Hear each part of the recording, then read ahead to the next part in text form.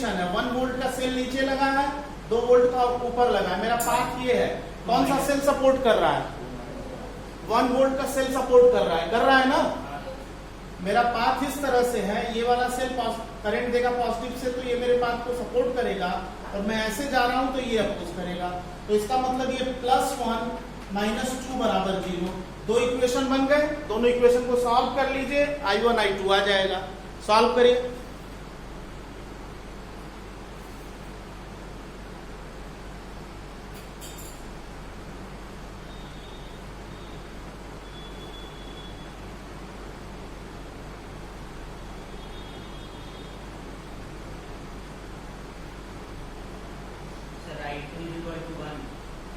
I2 1 ampere, ठीक है। I1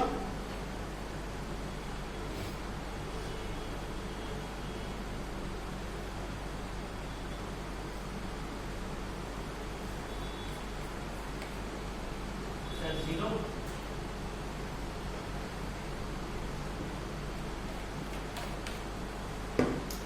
I2 1 ampere है, I1 कितना है?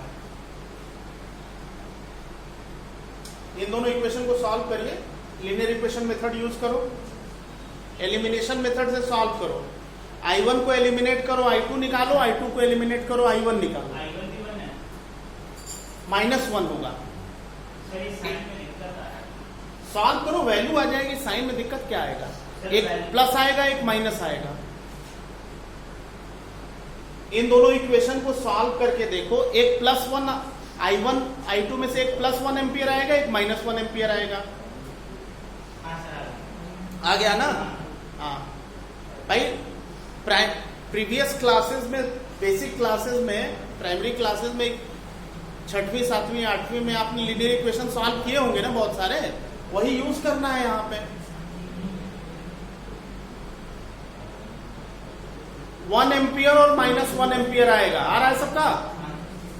ठीक है, 1 एम्पियर और -1 एम्पियर आ जाएगा। I1 कितना आया बेटा? इन दोनों को सॉल्व करने से I1 कितना आया? बोलिए, +1 या -1? +1 एम्पियर। और I2 -1 एम्पियर। तो मिडिल ब्रांच में कितनी करंट होगी? मिडिल ब्रांच में करंट कितनी है? 0 है। मिडिल ब्रांच में करंट 0 है, इस वाली ब्रांच में करंट 1 एम्पियर है, और इस वाली ब्रांच में करंट -1 एम्पियर है। इसका क्या मतलब है? ध्यान से देखो बच्चों, मिडिल ब्रांच में करंट I1 + I2 0 है बेटा। मिडिल ब्रांच में करंट I1 + I2 0 है। अपर ब्रांच में करंट 1 एम्पियर है, यानी कि इस डायरेक्शन में 1 एम्पियर की करंट आ रही है, लेकिन लोअर ब्रांच में -1 है। इसका मतलब यह है कि मैंने जो करंट का डायरेक्शन ले रखा है वो सही डायरेक्शन नहीं है। एक्चुअल करंट रिवर्स है, 1 एम्पियर। नेगेटिव, अगर मैंने करंट का जो डायरेक्शन लिया है, अगर वैल्यू उस करंट की नेगेटिव आ जाए तो मतलब हो गया कि करंट का एक्चुअल डायरेक्शन उसके जस्ट रिवर्स है। This is the concept. मैं चाहूं तो करंट का डायरेक्शन गलत ले सकता हूं, लेकिन गलत लूंगा तो करंट की वैल्यू नेगेटिव आएगी। Is this clear? Is this clear? तो इसका मतलब ये हुआ बच्चों कि ये करंट जो -1 एम्पियर आई थी, 1 एम्पियर की करंट, ऐसे करंट -1 एम्पियर की थी, तो ऐसे करंट 1 एम्पियर की हो जाएगी। अब देखो, इस लूप में करंट ऐसे 1 एम्पियर की जा रही है, इस ब्रांच में कोई भी करंट नहीं है। आंसर आ गया। Is this clear? Is this clear और नॉट? तो इस तरह से I1 I2 और I1 + I2 की वैल्यू आ गई। नेगेटिव करंट आ सकती है। नेगेटिव का मतलब यह है कि मैं जो कंसीडर्ड डायरेक्शन है करंट का वो रिवर्स है। बस इतना ही। अब अगर इन क्वेश्चंस को, और भी क्वेश्चंस आपको मैं इस पे कराऊंगा, लेकिन इन क्वेश्चंस को तुरंत अगर सॉल्व करना है विद इन 1 मिनट तो कैसे कर सकते हैं? केवल ऑब्जेक्टिव में, सब्जेक्टिव में यूज ही नहीं कर सकते। ऑब्जेक्टिव में किसी भी एग्जाम में, बोर्ड हो या जेईई नीट कोई भी हो, ये सब क्वेश्चन 1 मिनट से पहले आप सॉल्व कर सकते हैं। जैसे बहुत सिंपल सी बात है, देखो बेटा, जो पहला क्वेश्चन मैंने दिया था उसका आंसर निकालता हूं। ये जेईई मेंस में आया भी है। ये 4 वोल्ट का, 2 वोल्ट का, 1 ओम का, 1 ओम का, 2 ओम का। क्वेश्चन ये है कि 2 ओम में कितनी करंट है। Find current in 2 ohm 4 option दिया है। Find current in 2 ohm 4 option दिया है। तो जब आप देखोगे बेटा कि किरचॉफ लॉ से सॉल्व करना है, सर्किट देखते ही पता चल जाएगा कि किरचॉफ लॉ लगेगा। किरचॉफ लॉ से सॉल्व करना है तो ऑब्जेक्टिव में किरचॉफ लॉ नहीं लगाएंगे आप, क्योंकि ऑब्जेक्टिव में किरचॉफ लॉ लगाएंगे तो 4-5 मिनट की कैलकुलेशन करनी पड़ जाएगी। तो आप उसके लिए एक सिंपल सा शॉर्ट ट्रिक मेथड है जिसको हम कहते हैं node analysis. Node analysis use करेंगे, देखेंगे कि सर्किट में कितने जंक्शन हैं। एक जंक्शन ये है, एक जंक्शन ये है। जो बड़ा वाला सेल जिस जंक्शन पे करंट भेज रहा है उसका वोल्टेज V मान लीजिए। इन दोनों में बड़ा सेल ये है, ये करंट इस जंक्शन पे भेज रहा है, इसको V मान लीजिए। उसके रिस्पेक्ट में दूसरे को 0 पे मान लीजिए। इस जंक्शन पे जितनी भी ब्रांच लगी हैं, जंक्शन की तरफ करंट I1, I2, I3 मान लीजिए। तो इस जंक्शन का इक्वेशन हो जाएगा I1 plus I2 plus I3 बराबर 0। किसी जंक्शन पर तीनों करंट जंक्शन की तरफ आ रही हैं, ऐसा पॉसिबल नहीं है लेकिन मैं मानता हूं। इसका मतलब कोई एक करंट नेगेटिव आएगी, ऐसा मानता हूं। तो कोई एक करंट तो कम से कम गलत होगी ना। टोटल करंट ये I is equal to delta V by R. ये फार्मूला पढ़ा है, कहां पे पढ़ा है? ओम्स लॉ में। Delta V is equal to I R, Ohm's law है। इस ब्रांच में करंट I1, ध्यान से देखो बच्चों, इस रेजिस्टेंस के टर्मिनल्स के बीच पोटेंशियल डिफरेंस, ये टर्मिनल 4 वोल्ट पे है, ये टर्मिनल V पे है। तो 4 माइनस V अपॉन ये रेजिस्टेंस 1 प्लस I2 इस ब्रांच में इस रेजिस्टेंस के क्रॉस PD, ये टर्मिनल 0 वोल्ट पे, ये टर्मिनल V वोल्ट पे, 0 माइनस V अपॉन 2। इस रेजिस्टेंस के cross PD 2 minus V upon 1 बराबर 0। V बराबर आ गया -12/5 वोल्ट। एक लाइन एलसीएम लेके सॉल्व करोगे, -12/5 वोल्ट आ गया V, यानी इस जंक्शन का पोटेंशियल आ गया। आपको कौन सी करंट निकालनी थी? क्वेश्चन में देखेंगे 2 ओम में पूछा था, तो इसमें I2 में रख देंगे, ये इसमें रख देंगे, तो I2 की वैल्यू कितनी आ जाएगी? I2 आएगी ये 12/5 आएगा ना, 12/5 आएगा, प्लस आएगा, 12/5 प्लस में आएगा सॉल्व करने पे। अब ये वैल्यू आप इसमें रखोगे तो I2 आ जाएगा। I2 की वैल्यू ये है ना, I2 की वैल्यू ये है, ये वैल्यू इसमें पुट कर दो, तो -12/5/2 कितना हो जाएगा? -12/5 यहाँ पे डिवाइडेड बाई 2 कितना हो जाएगा? -6/5। किरचॉफ लॉ से हमने यही निकाला था। हमने करंट ऊपर लिया है, माइनस आ रही है, करंट नीचे है, 6/5 एम्पीयर। आप अभी सॉल्व किए थे तो यही आंसर आया। आपको कोई लूप इक्वेशन नहीं बनाना है, कोई कैलकुलेशन नहीं करनी है, immediately you will solve. Note कर लो इसको नोडल के नाम से जानते हैं बच्चों। किरचॉफ, नोडल का मतलब नोड एनालिसिस। लेकिन ये केवल ऑब्जेक्टिव क्वेश्चन में ही आप यूज करेंगे, सब्जेक्टिव में केवल किरचॉफ लॉ लगेगा।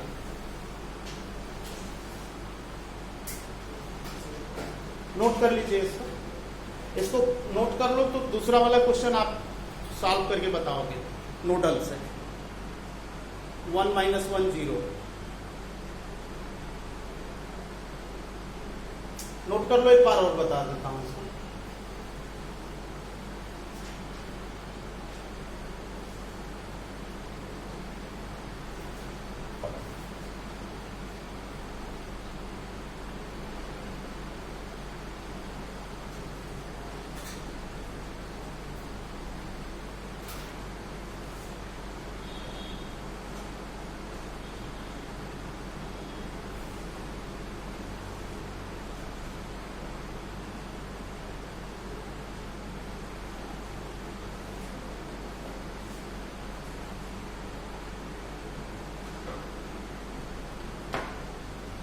ध्यान बेटा, नोटेड।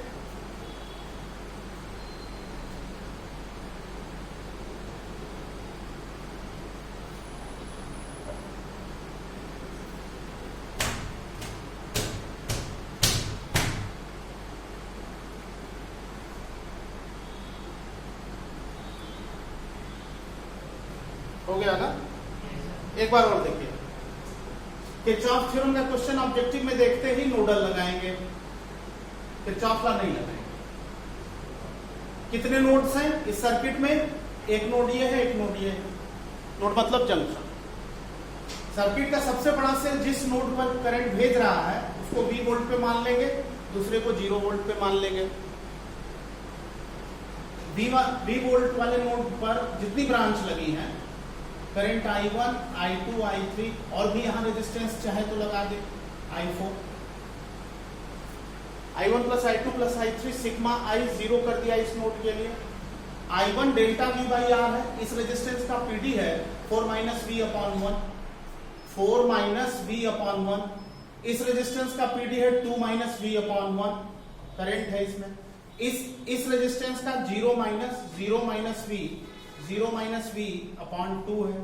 0 सॉल्व किया, एलसीएम लेकर के एलसीएम लेके सॉल्व किया, 12/5 आ गया। 12/5 इसमें रख दिया, इस ब्रांच में करंट आ गई। नेगेटिव आई तो करंट हमने ऊपर लिया था, वो करंट नीचे हो जाएगी। ये वैल्यू इसमें रख दी, ये वाली करंट आ गई। ये वैल्यू इसमें रख दी, ये वाली करंट आ गई। तीनों करंट 1 मिनट में आ गई। इसको कहते हैं node analysis, nodal. Kirchhoff theorem के सर्किट को इसी सॉल्व करते हैं। अब मैं वो वाला क्वेश्चन तुमको देता हूं जो अभी मैंने सब्जेक्टिव मेथड से आप लोगों ने सॉल्व किया था, जो बोर्ड का PYQ है, वो वाला नोड एनालिसिस से करना है आपको। इस तरह से बच्चों देखो, क्वेश्चन ये था कि 3 वोल्ट 1 ओम, यहां पे रेजिस्टेंस लगा है, यहां 3 वोल्ट की बैटरी है, यहां रेजिस्टेंस लगा है, यहां पे 2 वोल्ट की बैटरी है, यहां 1 ओम का रेजिस्टेंस है, यहां 1 वोल्ट की बैटरी है। 3 वोल्ट, 2 वोल्ट, 1 वोल्ट, 1 ओम, 1 ओम, 1। मान लीजिए क्वेश्चन पूछते what is current in middle branch, 4 option दिया हुआ है, ठीक? तो आप निकालो एवरी ब्रांच में करंट। V वोल्ट पे कौन सा, कितने नोड है इस सर्किट में? इस सर्किट में कितने नोड है, कितने जंक्शन है? 2 है। एक जंक्शन ये है, एक जंक्शन ये है। किस नोड को V वोल्ट पे लेंगे? लेफ्ट वाले को रखी, राइट वाले को? V वोल्ट पे किस नोड को लेंगे? सर्किट का सबसे बड़ा सेल जिस नोड पे करंट भेज रहा है उसको V वोल्ट पे ले लेंगे, और दूसरे वाले नोड को 0 वोल्ट पे ले लेंगे। अब आप मान लो इस नोड पे, इस ब्रांच में करंट I1 है, इसमें I2 है, इसमें I3 है। नोड इक्वेशन बन गया I1 plus I2 plus I3। Delta V by R, delta V by R, delta V by R रख के V बताइए कितना आया? इस रेजिस्टेंस का PD अपॉन रेजिस्टेंस, इस रेजिस्टेंस का PD अपॉन रेजिस्टेंस, इस रेजिस्टेंस के क्रॉस PD अपॉन रेजिस्टेंस रख के V की वैल्यू कितनी आई ये आपको बतानी है।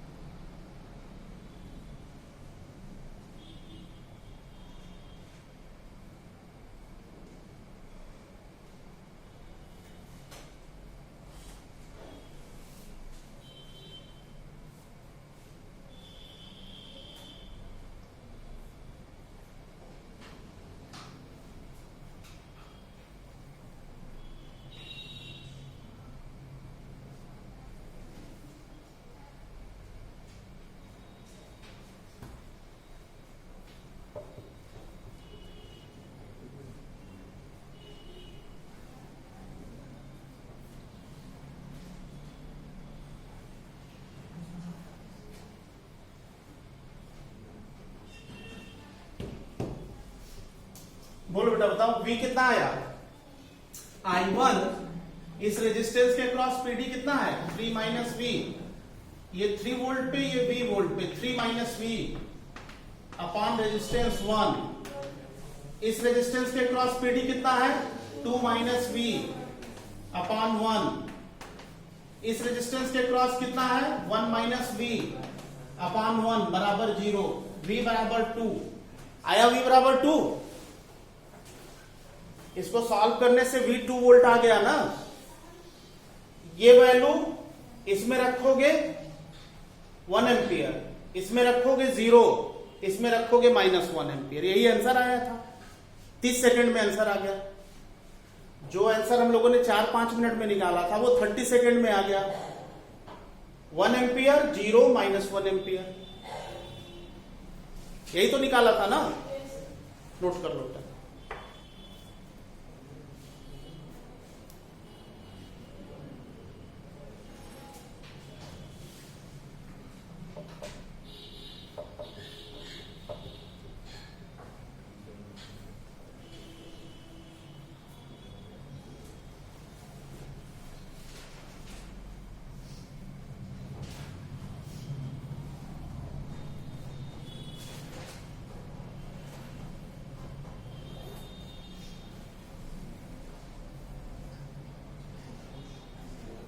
डन बेटा।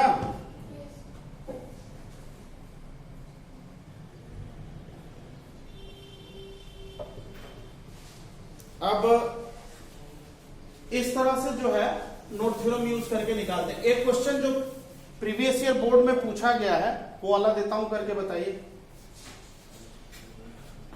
2 वोल्ट की बैटरी यहां लगी है, एक रेजिस्टेंस लगा है। यहां पे जो बैटरी है वो 1 वोल्ट की है और ये 4 वोल्ट की है, रेजिस्टेंस लगा है। ये बैटरी 1 वोल्ट की है और रेजिस्टेंस 3 ओम का है। ये बोर्ड में पूछा गया क्वेश्चन है। 2 वोल्ट का है, 4 ओम है। एक बैटरी यहां पे लगी है, रेजिस्टेंस लगा है। जो लोवेस्ट बैटरी है 4 वोल्ट की है और रेजिस्टेंस 2 ओम का है बेटा। 2 volt 4 ohm, 1 volt 3 ohm, 4 volt 2 ohm. Find current in each resistance. Question ये है, बोर्ड में 3 मार्क्स का क्वेश्चन पूछा गया। निकालो बच्चों, फटाफट निकालिए। अगर ऑब्जेक्टिव होगा विद इन मिनट आप टिक करेंगे, सब्जेक्टिव है तो इसको पूरा सॉल्व करेंगे। सॉल्व करिए।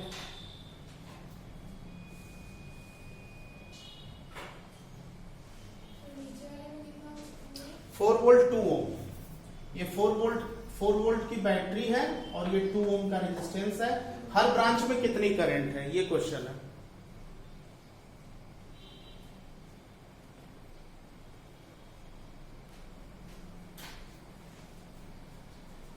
एनसीईआरटी है किसी के पास? कल ले आना क्लास।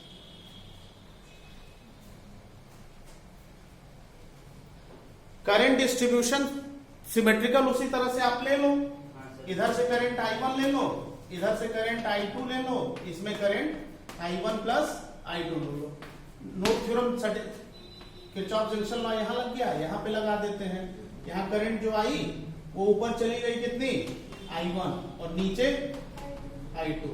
इस तरह से इस ब्रांच में I1 और इस ब्रांच में I2। लूप इक्वेशन बना लो। इसमें करंट एंटी क्लॉकवाइज है तो एंटी क्लॉकवाइज इक्वेशन बनाओ, लूप लो। इसमें करंट क्लॉकवाइज है तो इस लूप को क्लॉकवाइज लो। 2 इक्वेशन बना के सॉल्व करो बेटा। सॉल्व करके I1 और I2 की वैल्यू निकाल लीजिए।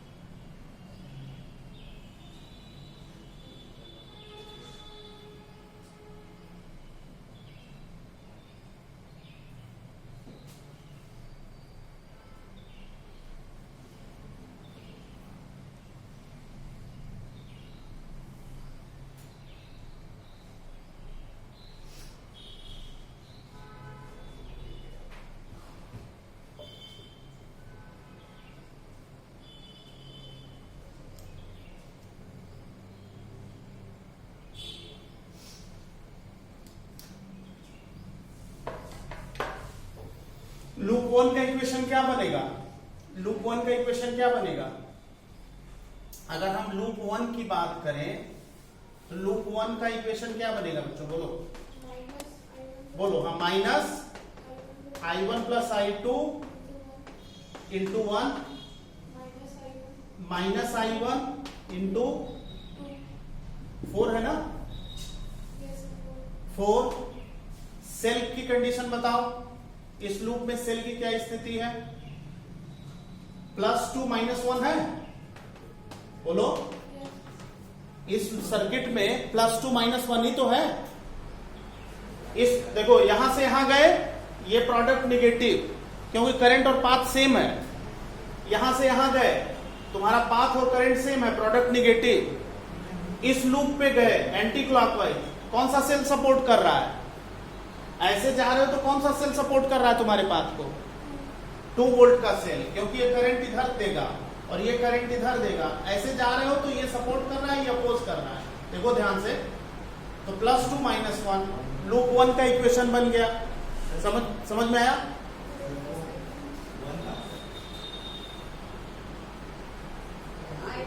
अच्छा, ये I1 प्लस I2 इंटू 3 है ना, 1 यहाँ पे 3 ओम लगा है। देखो यहां से आप यहां गए, ये प्रोडक्ट निगेटिव, यहां से आप फिर घूम के यहां आए, ये प्रोडक्ट निगेटिव। ये सेल सपोर्टिंग है, ये अपोजिंग सेल है, तो +2 -1 एक इक्वेशन बना बच्चों। लूप 2 का इक्वेशन बताइए। लूप 2 का इक्वेशन सब लोग बताइए। लूप 2 का बोलिए सब लोग। Minus I1 plus I2 into 3, यही ना? आगे माइनस I2 इंटू 2। सब सेल के बारे में बताओ। ऐसे जा रहे हो, कौन सा सेल सपोर्ट कर रहा है? 4 वोल्ट का सपोर्ट कर रहा है, और +4 -1 +4 -1 बराबर 0। सॉल्व कर लो, I1 I2 I3 आ जाएगा। इन दोनों इक्वेशन को आप सॉल्व कर लो, I1 I2 I3 आ जाएगा। I1 I2 आ जाएगा तो I1 प्लस I2 कर दो, मिडिल ब्रांच में करंट आ जाएगी।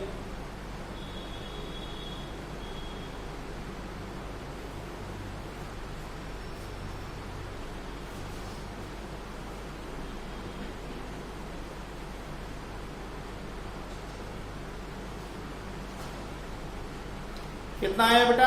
I1 कितना आया?